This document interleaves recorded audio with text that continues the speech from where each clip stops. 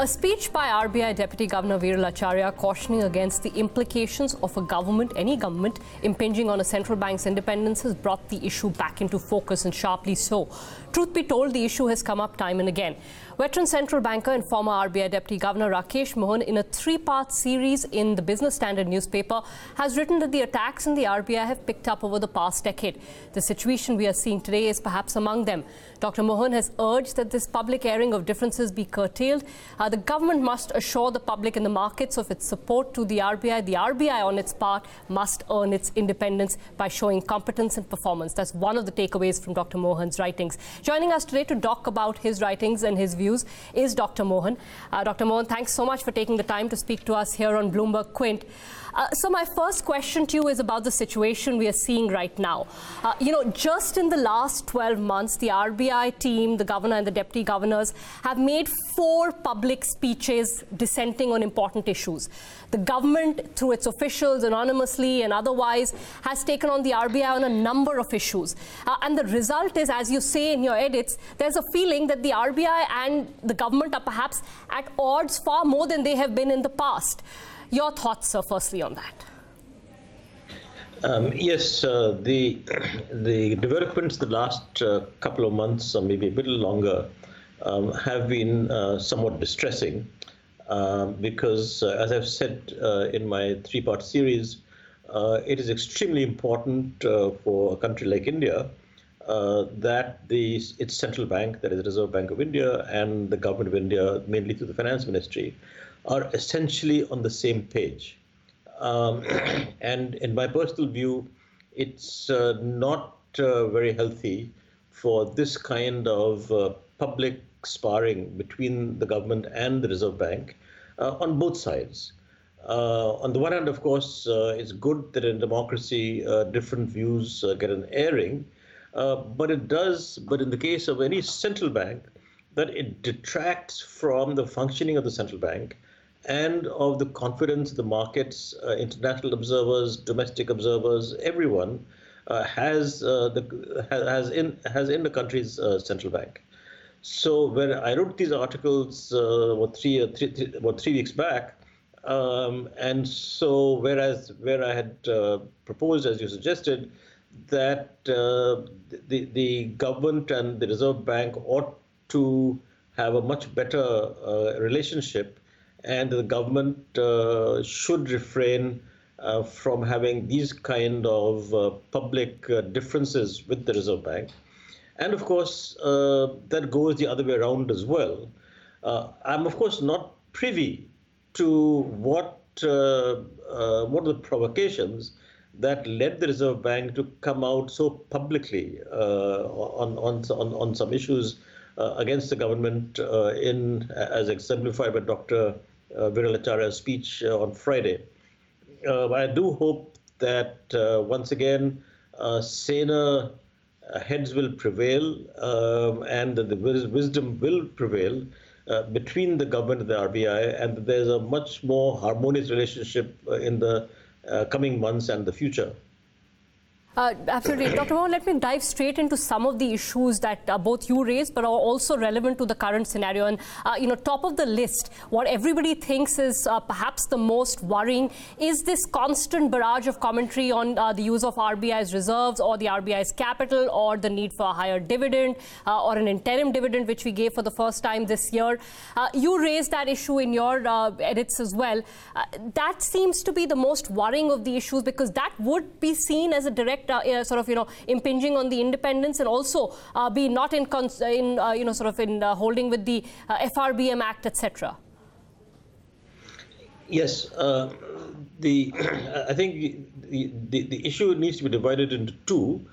One is to do with the transmission of dividend and what proportion of profits of the Reserve Bank ought to be transferred to the government.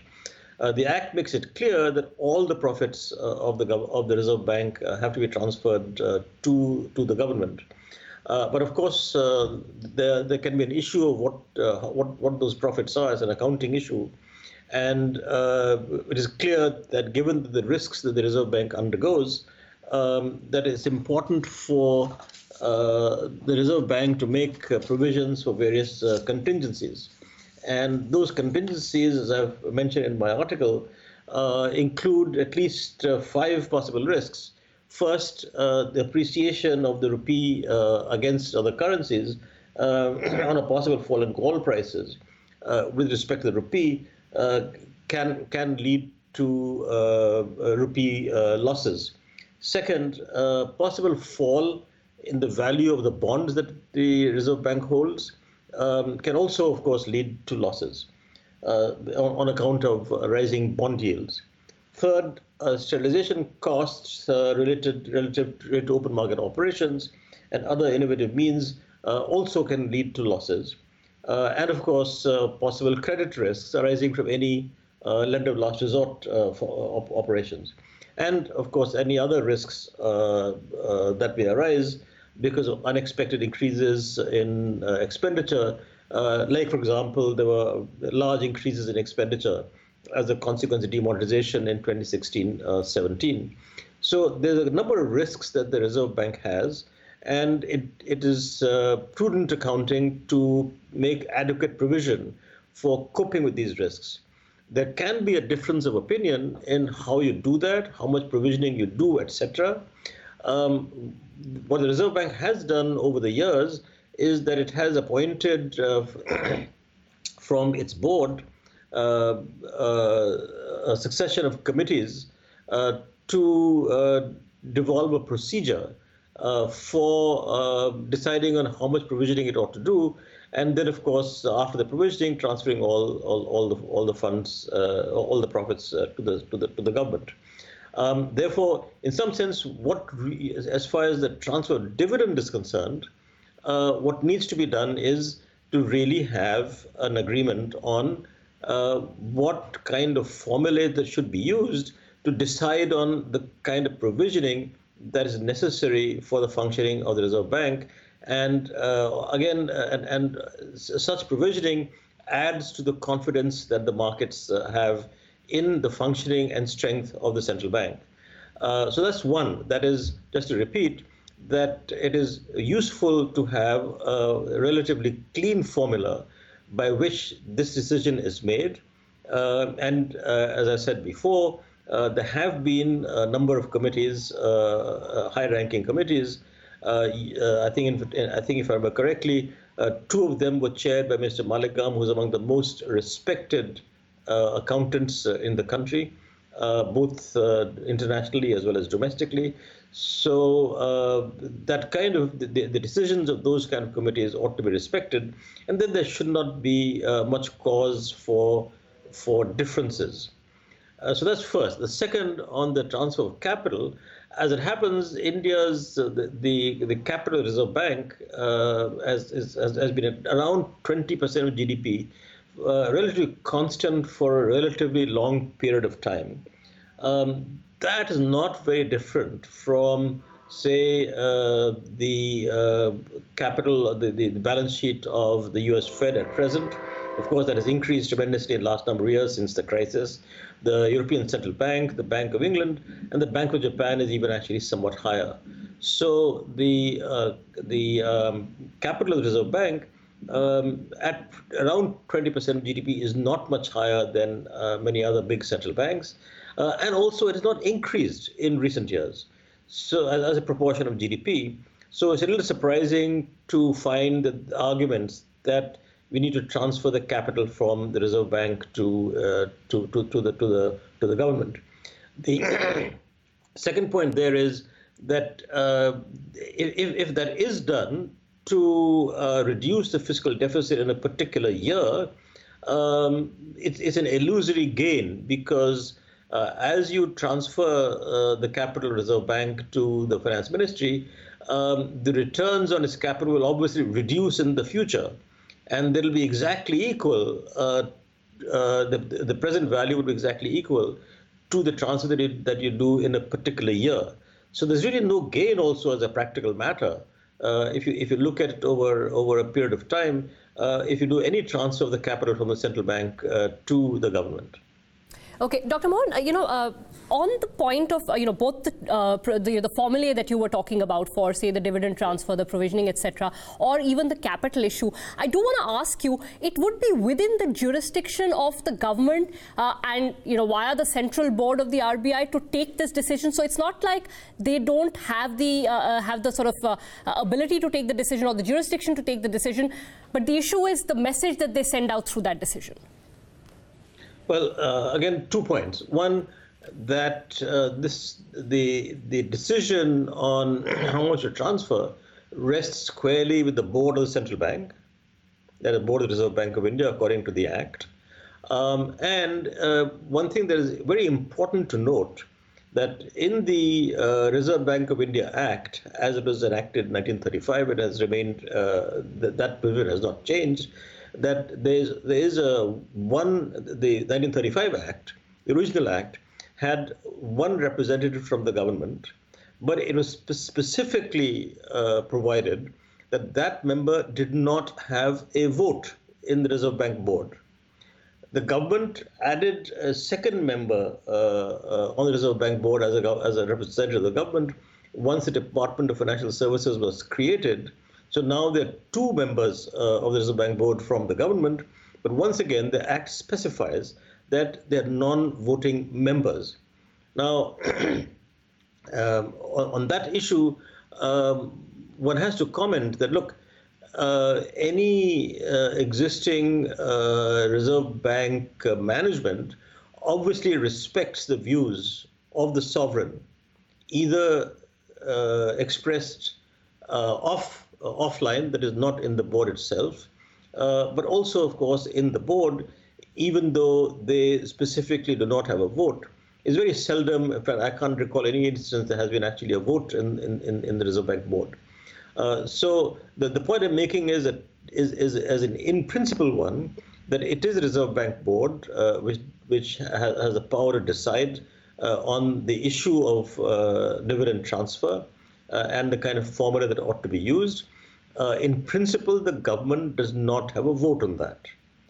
In practice, of course, the government's views are heard and they're usually respected, but it can't direct the Reserve Bank on that issue.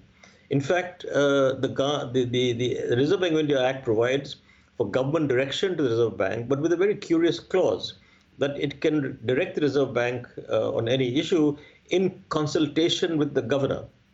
What does that imply? It's again in the spirit of the Act. It's in the spirit of the Act that the government should not be giving direction to the Reserve Bank, to the central bank, unless there's some really major cause for doing so.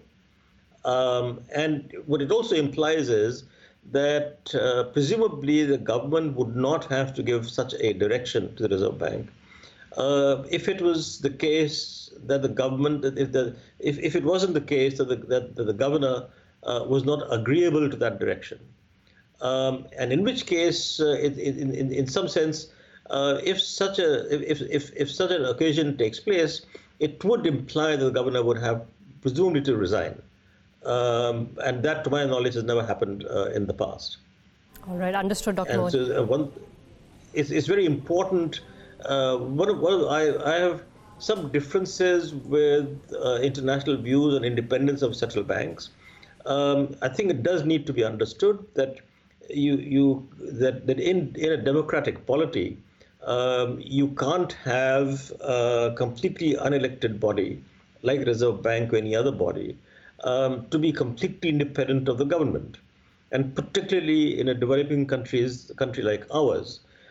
So I have a sort of a mixed view on this, that I do believe that the central bank, that the Reserve Bank, has to have a very high degree of autonomy, but at the same time, given the level of our development, it's very important for the government and the Reserve Bank to be seen on the same page, and that procedures, methodologies, discussions ought to be organized in such a way that this is done through discussions.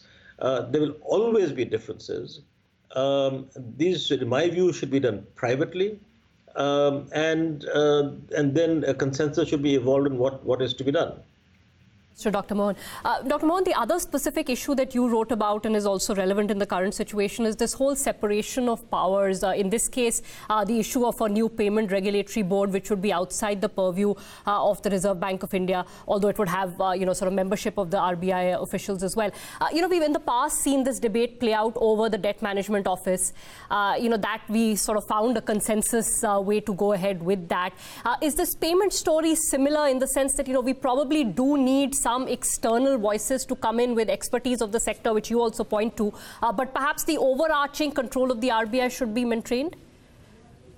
Yes, actually, the two instances are quite different. I'll come to the debt management issue second.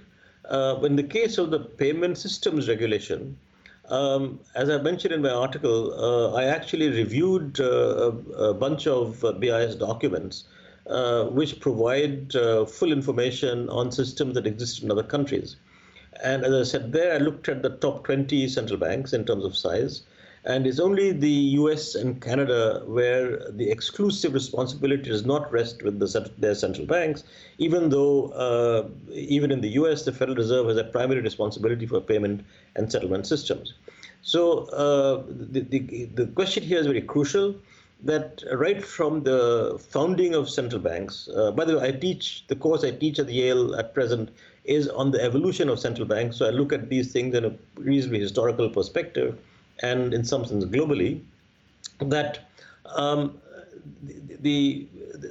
key function, a core function of central banks is the issuance and regulation of currency from their founding. Now, payment and settlement systems are only extensions of currency, in the sense that before other modes of payments came in, it was just currency. And that's obviously a core function of central bank. What are payments? They're payments are transfers of money in different forms, whether it is through checks, whether it's through electronic means or any other means. And therefore, the regulation of payment and settlement systems, which are the backbone of all transactions of all varieties in any economy, have to be with the central bank. And there should be no issue about this.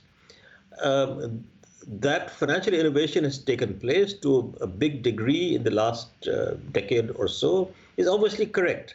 And the payment and settlement system has to, on the one hand, support these new innovations, also actually help and facilitate innovations. And so, as you said, and as I said in my article, that currently the Board for Payment and Settlement Systems in the Reserve Bank, the BPSS, has only internal members, partly from the board of the Reserve Bank and partly officials of the Reserve Bank, including governor and deputy governors. So it would certainly be beneficial if the BPSS is expanded to include 2 or 3 or 4 other members who bring outside views and other sectors in some sense which are involved in the payment settlement systems. So that, I think, certainly would be very beneficial and desirable. But to take this out of the central bank makes no sense at all, and I can't understand where such an idea comes from. One also has to ask the question that what body outside the Reserve Bank would have such expertise? At any given time in the Reserve Bank, there's a huge staff of technical people who have served in different parts of the Reserve Bank. So the Reserve Bank always has a large number of technical staff who can perform these functions. How would you set up such an authority outside? So I'm really puzzled by this move by a government-appointed committee. So as far as the payment settlement system is concerned, to my mind, there's no question that the regulation has to be the central bank with the Reserve Bank.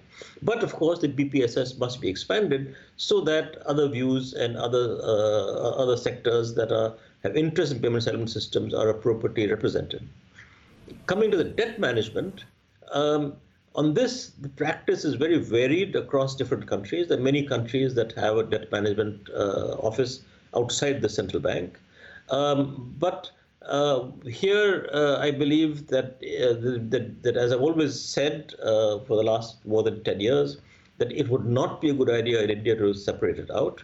In fact, the function of the Reserve Bank in debt management is not that different from the way the New York Federal Reserve Bank operates as an agent of the U.S. Treasury. The U.S. Treasury has a debt management office inside the U.S. Treasury, but all the operations of debt management are done through the New York Fed, which acts as an agent of the Treasury. And that should be exactly the case in India as well. That the middle office of the middle office of debt management should be in the Ministry of Finance, which of course it has been in principle in the budget division, which needs to be technically strengthened. But the back office and the front office should remain with the Reserve Bank. And that's not very different, as I said, from the practice followed in the United States. There are technical and staffing issues that I think are extremely important. And therefore it seems to be that I'm glad that the various announcements made in the last 10 years on separating this office out have not been implemented. Of course, the Reserve Bank Act itself says that debt management should be done by the Reserve Bank, and that has continued, and I'm happy that that is continuing. But it should be understood, of course, that in that particular case, the Reserve Bank is essentially acting as an agent of the government. To say that the debt management office should be independent has no meaning, because it is a sovereign function of debt management. So the Reserve Bank can only act as an agent. The second point here also is that because all the state governments in India also issue bonds, issue debt, and the Reserve Bank manages the debt operations of all the states as well through individual agreements that have been reached over a period of time. There's a value in maintaining the debt management office inside the Reserve Bank. But as I said, the middle office ought to be with the respective state governments and the government of India as far as the central government is concerned. Okay. Dr. Mohan, I have two last questions. One you have written about, but the other you haven't, but I still want to get your thoughts on this. The third issue that has played out in this current bout of, sort of tensions between the government and the RBI is over regulation of PSU banks. I remember asking Dr. Reddy once as to whether the RBI had been a better monetary authority than a banking regulator. And he told me laughingly that, the RBI has been a good banking regulator despite the fact that the government owns 70% of the banking system. In some ways, that continues to be at the core of the issue, right? There is a huge conflict here. The owner of 70% of the banking system will obviously want to keep fighting for perhaps easier regulation, especially when, they're the ones who have to provide the capital. So on those issues, is it not warranted for the government to back off? On this issue, I have to say that I'm not as knowledgeable as Dr. Reddy, since I never handled the regulation and supervision of banks, except that I was Secretary of Economic Affairs and Banking Secretary for a period of time in 2004-05.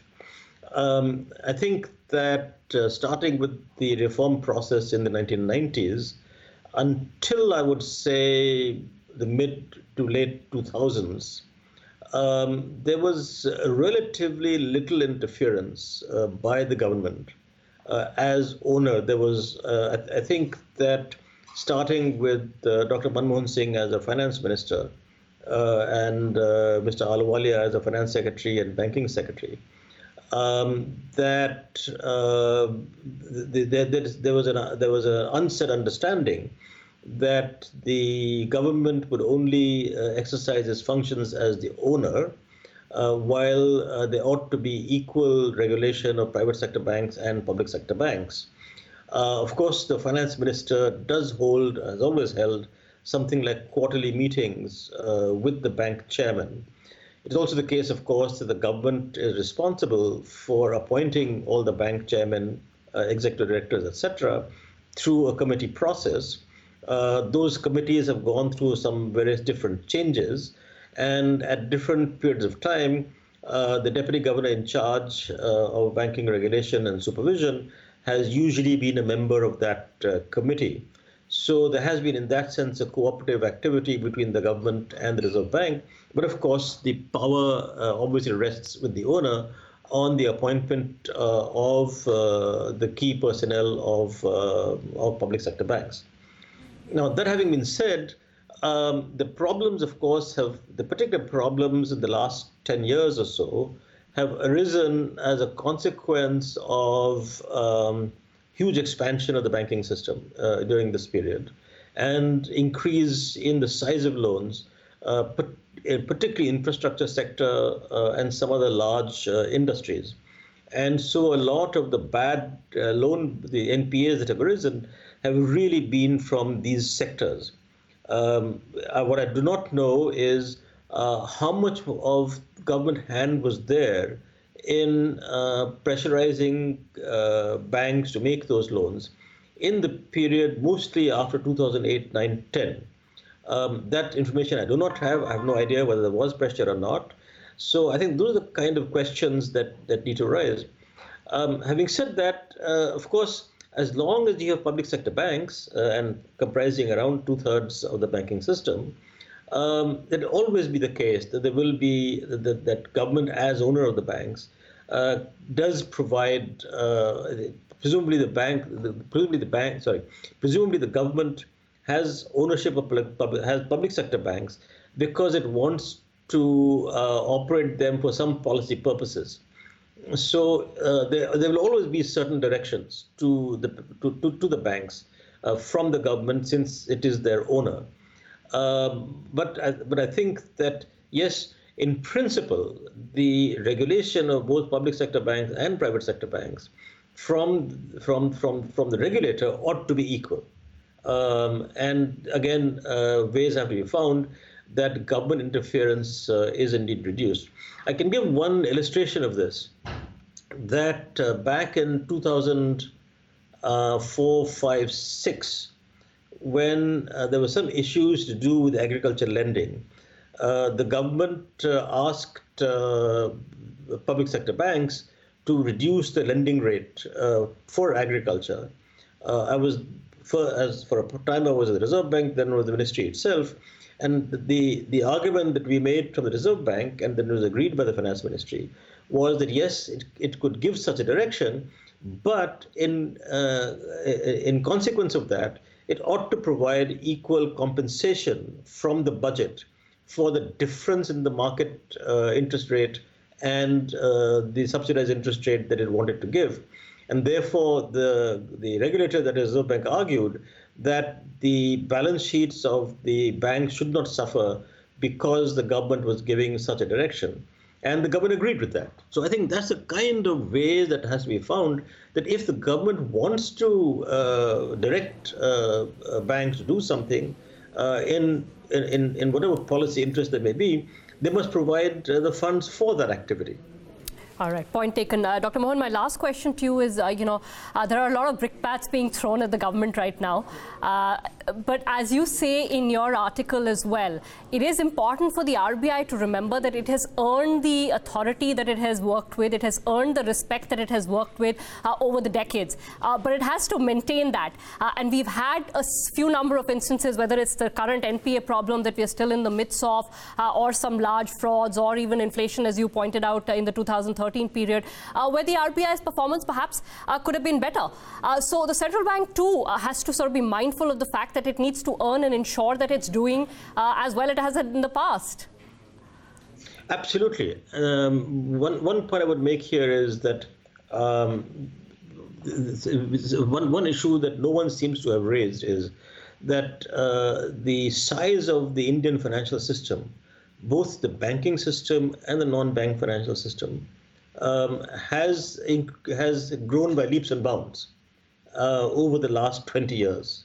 And in terms of actual nominal rupee magnitude, tremendously in the last 10 years. Yet the technical, professional strength of the Reserve Bank has remained exactly the same over the last 20 years. In fact, it may have reduced somewhat. I don't know the exact numbers. It certainly has not increased. So, as I say, given the kind of complexity there is in the magnitude of banking and the financial system as a whole, there needs to be a very serious look at both the size of the professional staff at the Reserve Bank, as well as their technical competence. So I do believe that the time is ripe to do that, and for the Reserve Bank to look into itself and decide what is the additional technical expertise it needs and provide for a significant degree of lateral entry. The Reserve Bank staff has always been, like any other bureaucracy for that matter, it's the same for the railways, it's the same for the government IAS bureaucracy. All standing bureaucracies resist technocratic lateral entry.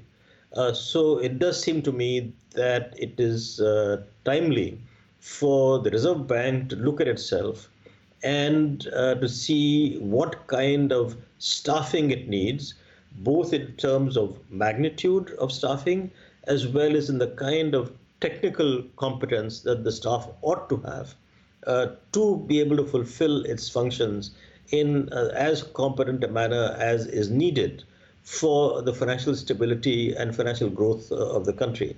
As I said, this issue has not been raised by anyone. As I attend various meetings here, because we have a number of visitors at Yale from the US financial regulators for different classes, that I'm impressed by the number of technical staff that are involved in the financial regulatory and supervision process.